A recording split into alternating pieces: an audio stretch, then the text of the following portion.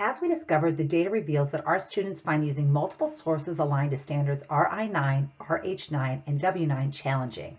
But how do we know as educators where our students are when they enter our classroom?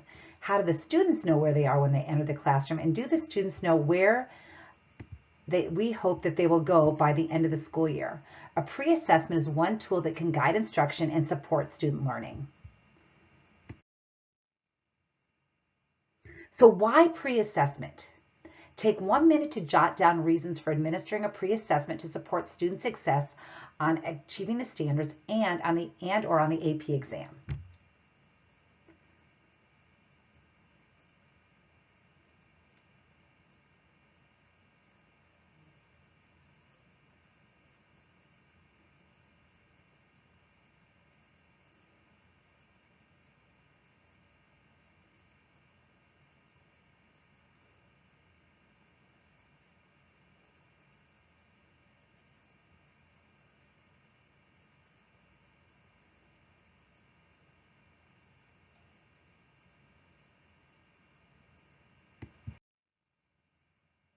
Now they've had the opportunity to think about pre-assessment. I just have some important information that I'd like to share as we move forward.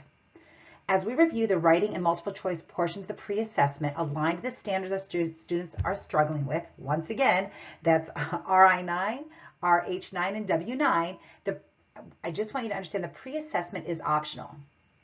The pre-assessments are measuring disciplinary skills, not content. As we're moving forward, if you don't use the pre-assessments and decide not to use the optional pre-assessments, think about how you can apply the learning to your classroom. And if you're currently using a pre-assessment, what can you take away from the learning this afternoon to apply to your current practice? Tom Guskey said, pre-assessments are akin to the physical examination and diagnostic tests that physicians use to prescribe an appropriate medical regime.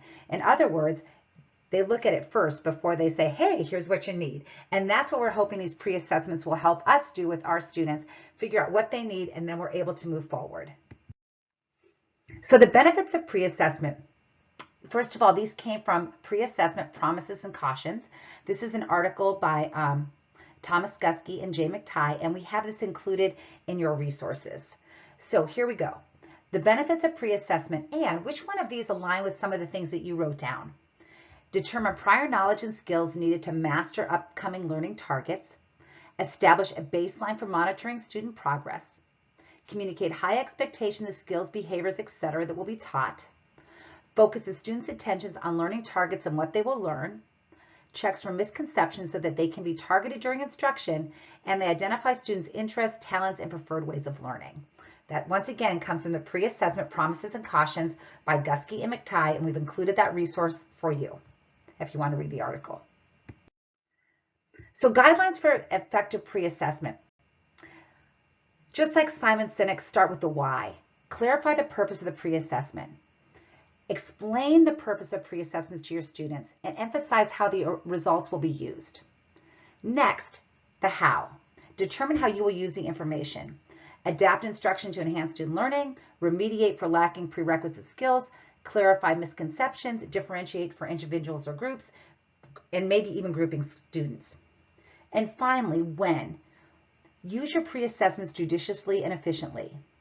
It helps you gather unknown information and prompt student interest in thinking about upcoming topics.